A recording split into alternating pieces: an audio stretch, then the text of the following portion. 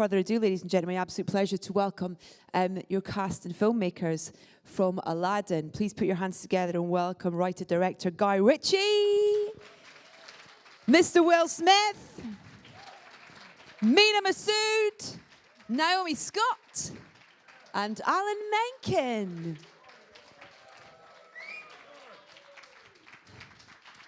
Good morning, good morning. Wow, this is... Hi, everyone. Hello, how are you? Hello. Very well. You must all be on a high after last night and the premiere and the reception the film had from everyone who were just gushing about it. Guy? Will? Yeah, we were just talking about it. It apparently went well. Yeah. I knew he was going to answer that before me. Will and I weren't there. We were actually we were filming Graham Norton, so apparently it was incredible. And watching it with an audience, I'm very jealous. I really want to, but I know, yeah. we will do it some point. No, Alan and I sat together last night when we watched it, and the truth is that that's the first time I've seen it in its full incarnation. And Alan and I cried 5 times. We held held hands throughout. Did you sing along? Well, I had my daughter there who did. Yes. Guy's daughter was adorable. I was sitting a little bit down from them, and she was dressed up as Jasmine. And you know, kids, they can't lie. Yeah. She was up on her feet the whole time, dancing, screaming. It was the cutest thing I've ever seen. I got a video of it, by the way, and I have to have you approve it before I post it or something. That's very funny because everyone's been sending me videos. Well, I have one. And we got a genuine applause about, 5 times? It was amazing. It was a wonderful reaction. Now, the great thing about making a family movie, which I'm not familiar with, is the warmth that radiates from such a positive and generous, spirited film. And, Mena and I had a bit of a cuddle at the end of it there. But the only thing that was missing, and I forgot that Will and Naomi weren't there. You forgot we weren't there? Wow. Well, it's because you were I on the was screen the my whole God. time. You got so caught up in the experience that it was a sort of given that you were there. And I went looking for you both, and it was very upsetting that you weren't there, because really it was the first time that we'd seen it. Yeah. Well, I would have liked it to have been together. What a wonderful experience for you as a filmmaker, though, a new experience to have a different type of film and to get that reaction. Yeah, I mean, Alan's right, because I've never had that reaction from a film before. But honestly, it is the generosity of spirit, wouldn't you say, Alan? It's uncynical. Yeah. The film's not cynical and leaves you with a sort of very positive taste, and that's my greatest takeaway from it. Amazing. Yeah, it's just great to be out here doing these things when you have a good movie. Yeah. Because I've been in front of most of you quite a few times with Let's not name names. less than spectacular. Let's not name names. I'm not gonna, but less than spectacular films. And the first question is always, so how are Jada and the kids? Yes. Whereas this one, there's so much to talk about with regards to this character that you play. And for you, we know that you can do it all. We know you can sing, you can dance, the comedy, the drama. But what is it like being given that opportunity to do all of that in one role? Yeah, that was spectacular. Just the singing, dancing, drama, comedy, action, the adventure is everything that I've cultivated as a performer for the last 30 years, to be able to do it in one film, and for a big chunk of it to be CGI. The great thing with the CGI is you get 2, 3, and 4 opportunities to get it right. You do it one time in rehearsal, and you kind of like it, and then you do it on set, and you sort of like the lines you came up with. Then you go into motion capture, and then you can try something different. So it's so many opportunities to be able to get it right. So I loved it. This was the reason I went looking for you last night, was actually it was the consistency of your performance, which for you and I on the day is hard to recognize. But when you watch it as a whole, that's the principal reason I came looking for you, because it actually looked like we knew what we were doing. Right, yeah. I just have this lovely image of you wandering around the Odeon Leicester Square going, has anyone seen Will? Just going to try desperately to find him. Masoud, Naomi, can I ask you guys, Mena and Naomi, about this wonderful wonderful chemistry that you guys have on screen, but also this journey that you guys have been on in terms of getting these roles, which I know was a tough job for you in terms of getting it right and finally finding these two and knowing that they were right, to the realization and the fact that now audiences are about to see that. What's that journey been like for you? Oh my gosh. Do you want to start? Yeah, sure. I met Naomi before we even got the roles. We tested together, and obviously Disney really wanted to make sure the chemistry was there. And I think we got each other right away. We have similar energy, and our humor is similar. I think we were raised in very similar households, so we just got along, and I think hopefully you can see that on screen. Yeah, when we tested together, I think for me, Mena just brought this vulnerability, you know, to the character that I think, yes, Aladdin Couldn't stop crying. He was just crying. He was so sensitive. Oh my gosh. No, but like, I need this role so bad. please I need give this me a so job. bad. Girl, please don't mess it up for me. They're making us test together, so my performance is going to be linked to yours, so please. Well, clearly, they sent you the tapes, didn't they? Yeah, exactly.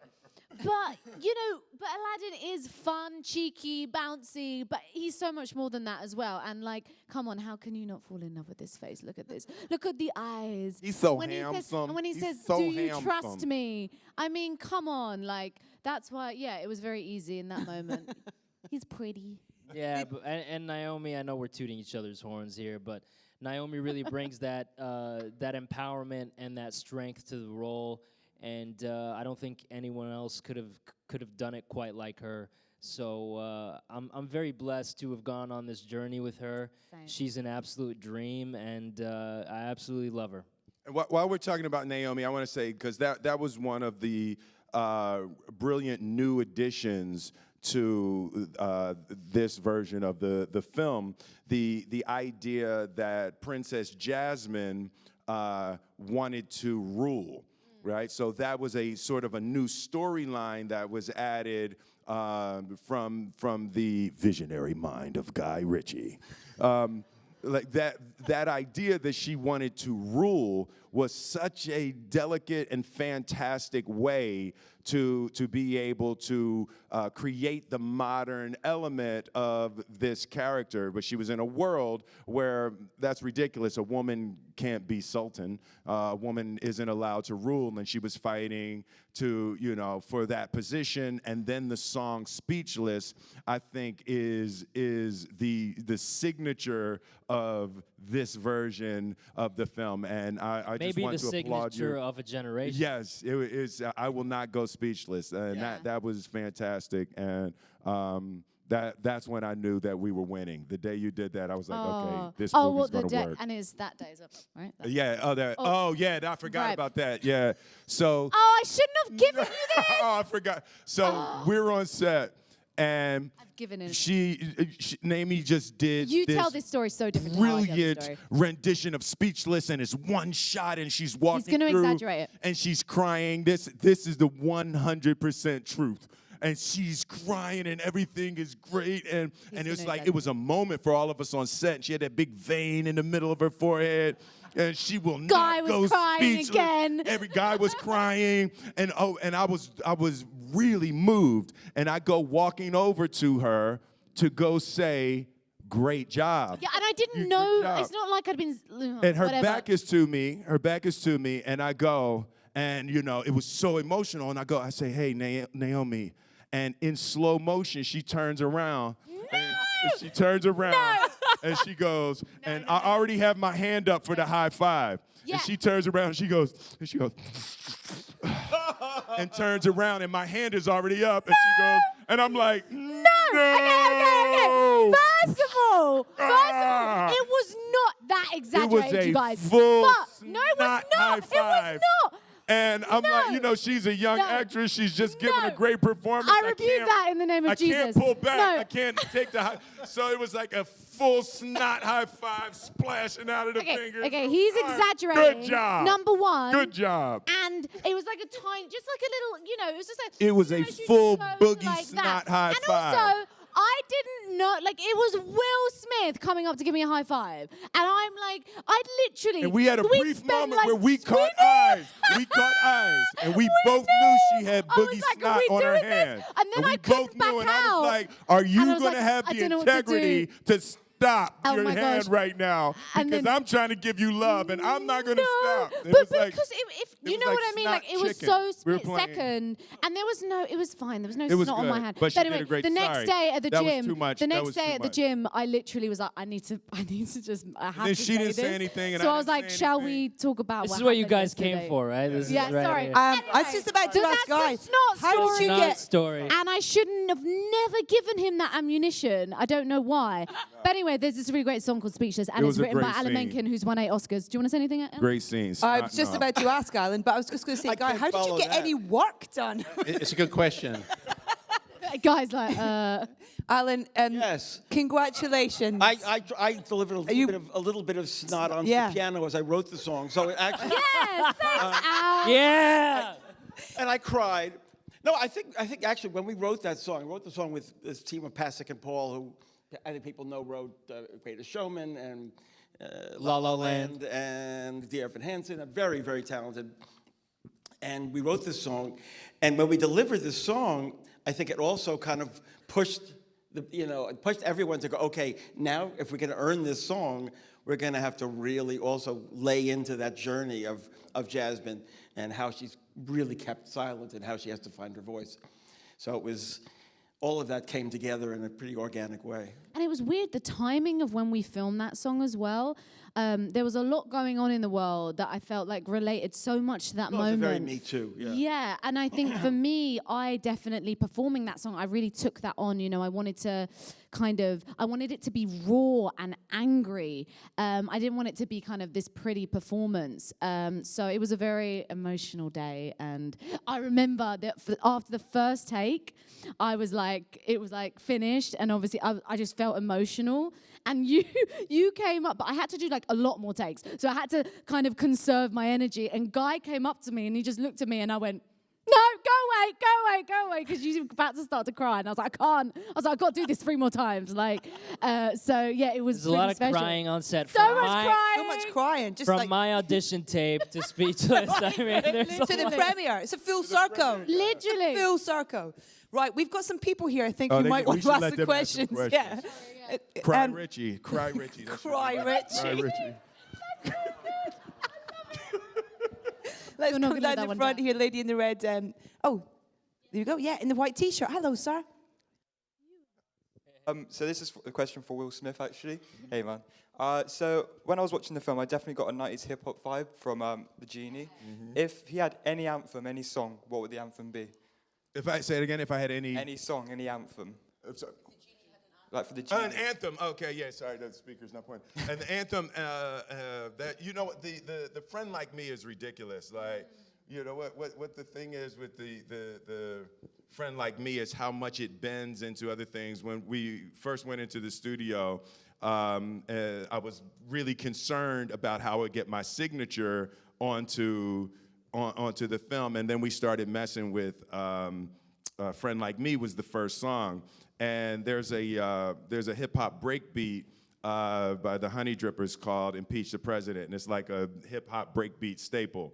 So I had them grab the drum loop from that and started messing with Friend Like Me over that. So for me, that song was the one that was the central sort of the. It opened the genie up within me. I realized how, and I'm not crying. I have allergies. It looks like just my allergies. I know. I was like, oh no, my eyes go to drip. No, it's that. I think that song was the one that really showed me that I could find the genie in a way that would satisfy the nostalgic yearning of the audience, but also be able to add a new flavor. And by the way, people applauded after your number yesterday. After Really? a friend like me, yep. Oh. You killed it. I just because I've only seen it with like 7 or 8 people. I've never seen it in a full audience. You would have been very happy. Oh, yeah. Go in disguise. When it comes out, go in disguise and watch it with a... no, I'm that's what I definitely usually doing do. that. Yeah, I'm there you going Do you to a do cinema. that actually? Sure, Wait, can you need do to tell that? me the stories Do you think about you can do that. that? Yeah, I always go for the Friday, Saturday, Sunday. I always go and I sit in the back row and I watch the movie every night. Not to interrupt you, but there are hands in Oh, the air. Sorry. Oh, sorry. That man waving, he's so desperate and he's standing up. Let's get a mic. Come to him. on. We're And wasting then we'll your get a mic. guys. Yeah, no, Sorry. he's Here we really go. excited. Yes. Read. He's up already. Go. Hi guys, I'm from Budapest, Hungary, and Mr. Smith, you have a special relationship to Hungary. Yes, I almost got Because- arrested. It was yes, great. Yes. I really want to. It's not connected to Aladdin, but it's an exclusive question for our viewers. That I tell the story. Mr. Smith did the In My Feelings challenge at our oldest bridge, and it was one of the most dangerous stunts ever. And actually, after that, people complained that many people wanted to jump the bridge. Yeah, they How should was do it? that. No, really, I have to be honest, guys. It was too easy to get up on top of that bridge. Yeah, no, really. I mean, no, really, seriously. I blame the Hungarian government. I think you guys, you've got to lock the bridge. It's like I literally walked out of my hotel room, walked up the bridge, opened the door, and climbed up on the top. And it's like I can't be expected to like not take that opportunity. So just put a lock on the bridge. You realize he's a genie, right? No, it was fantastic though. It was really beautiful up there, and I don't want to encourage people to do that, but it was like a very beautiful view. But don't do it. Lock the bridge. Let's go down here at the front, please. Man in the Hawaiian shirt. I think it's Hawaiian. Go for it. Possibly. Kind of. First, hi, Aladdin. Secondly, Hey. First and foremost, hi Aladdin. What's up? exactly. My question's for Will. I'm from Verge magazine. This role of the Genie is an iconic Disney character made great by the late and great Robin Williams. Did you feel this pressure to create homage for him, and how did you feel that you could put your own spin on it to where audiences around the world would make this the new icon? Yeah, I was terrified with that.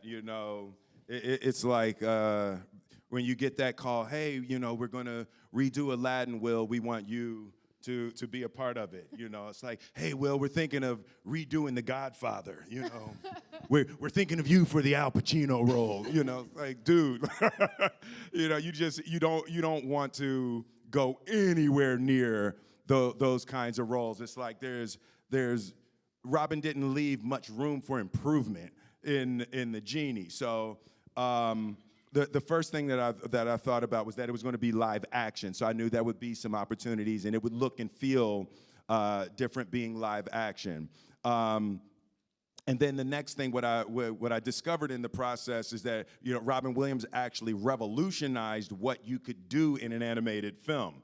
It's like before that time, nobody was really using that amount of current references and things like that. He sort of created this omnipresent Genie who had been forward and backward in time and had the full scope and breadth of time and human experience to draw from for comedy. So that was revolutionary. Will, I want to point one thing Yes. out.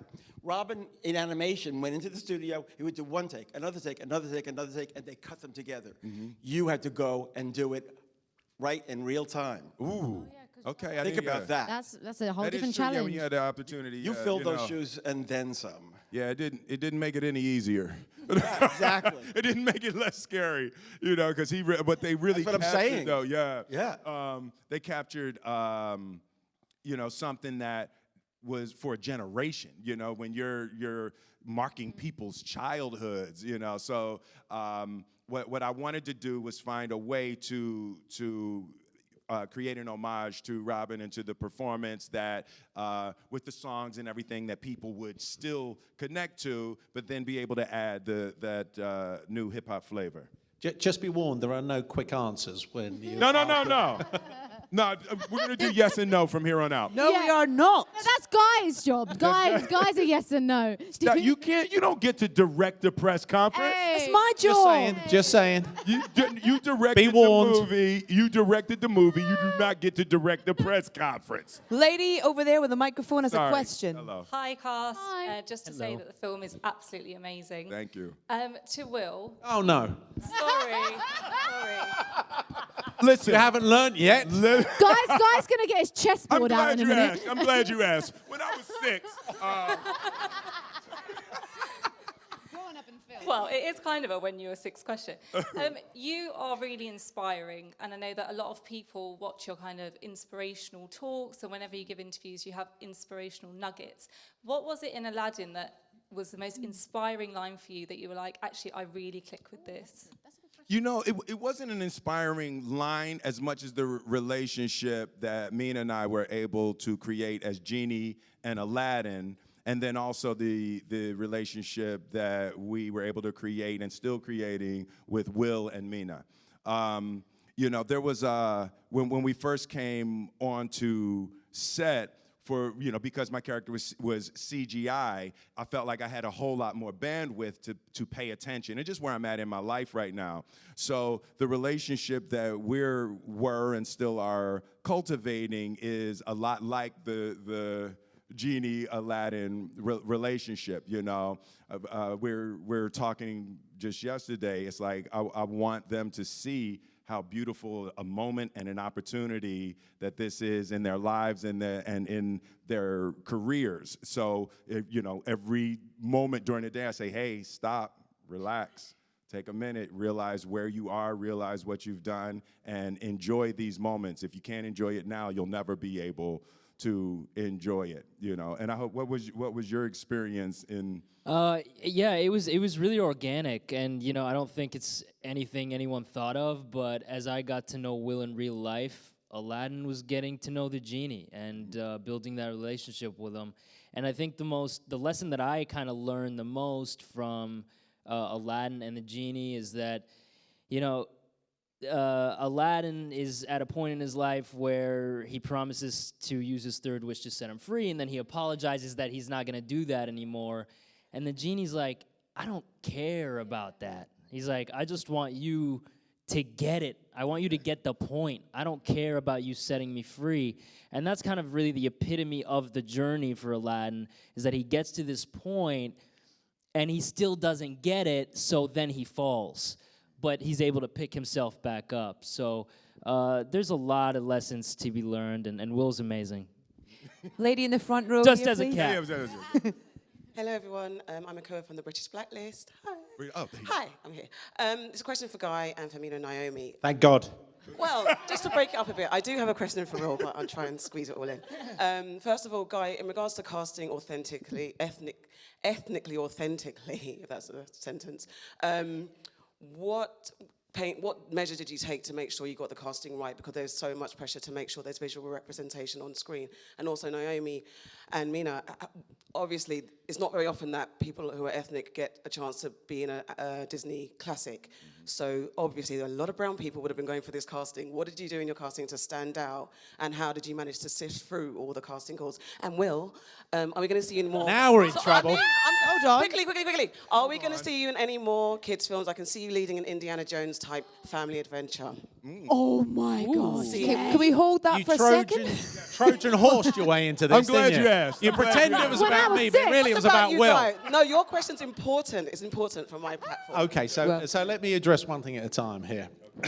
The approach was to create an agrabah, which we believed was representative of a sort of a multicultural Middle Eastern part of the world. It was in part fantasy, but there was an organic tone that just seemed natural. And, you know, the cast reflects that. But that's really what we were after, was a multicultural representation of what we thought this part of the world should have been. So hence we have the cast that we have. I would have liked to have answered it with a yes or a no, but now I'm very I was competitive. very uncomfortable doing Blueface. Hey, first of all, yes, Africa earrings, yes. Feeling that. Okay, what have we auditioned to stand at? Okay, I mean, for me You personally... can't just give compliments. You got to answer the question. Oh, no, but I'm loving it. It deserved a compliment.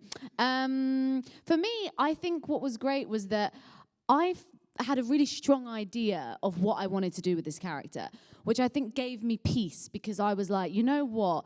I'm going to put out there what I believe, it should be or it could be.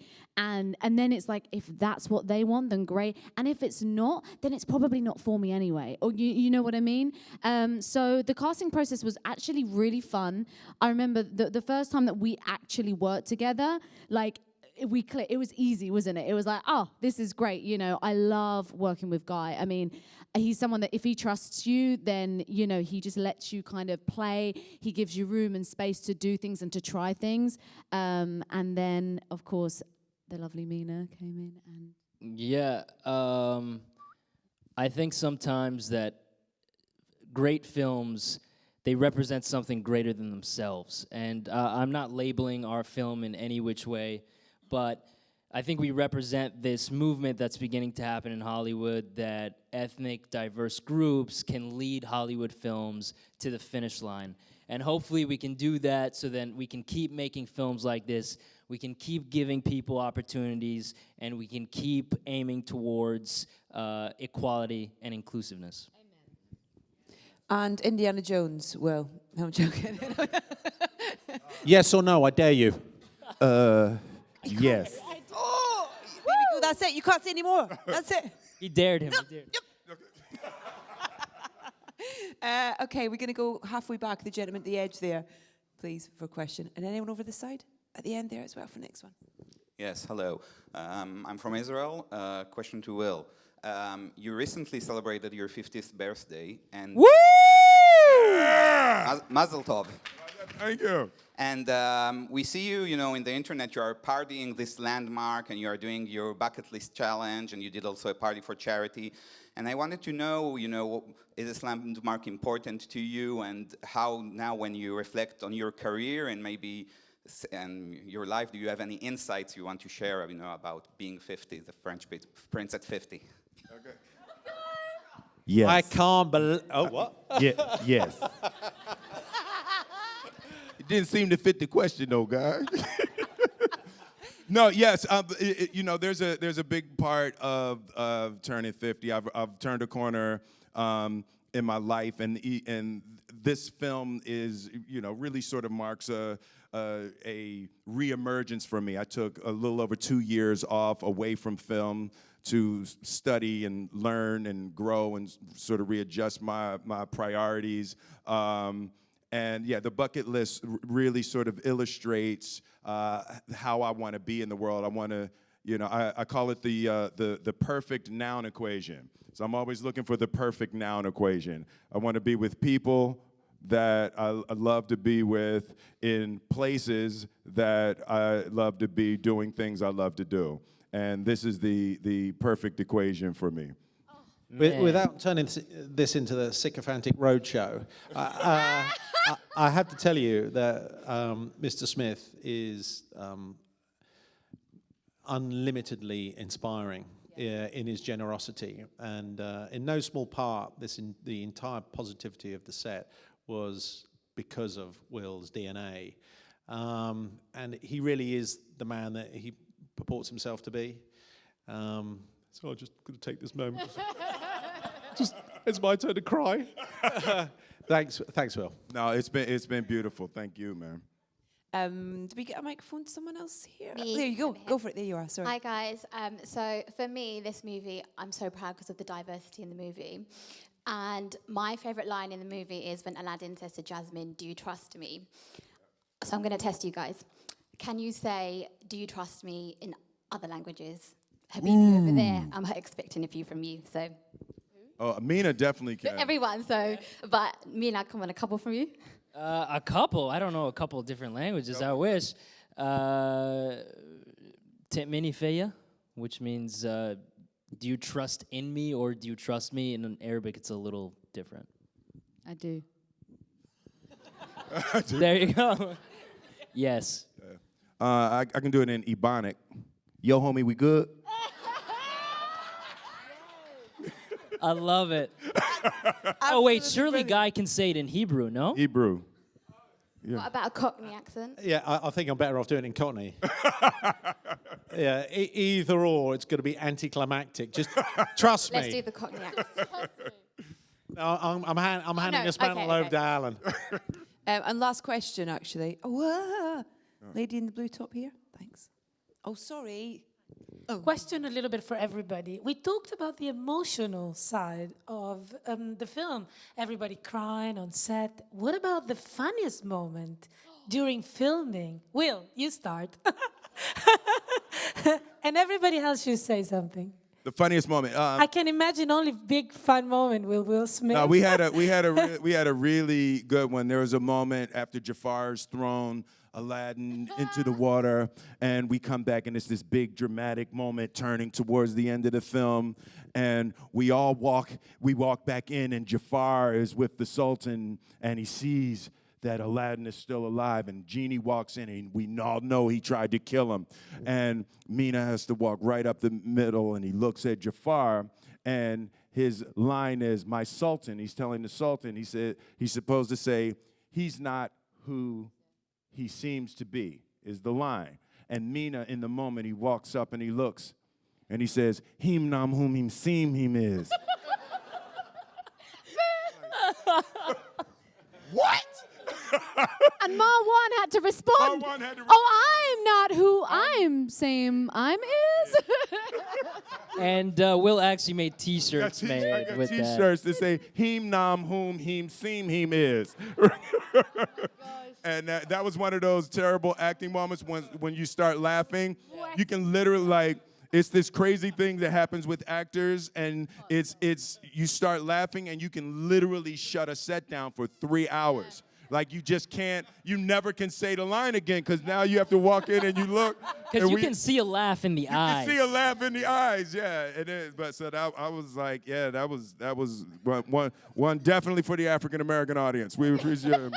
Him nam whom him seem him is. Sounds like that might have been the funniest moment for everyone, apart from you, Mena. Yeah. He was tired. It was towards the end of filming. Yeah, no, it's all good. I'm glad I could make everyone laugh. That was glad. fantastic. For me, one of my funnest moments and something that I can cross off my bucket list is the improv scene me and Will had. It's known as the jam scene now. Guy was kind enough to...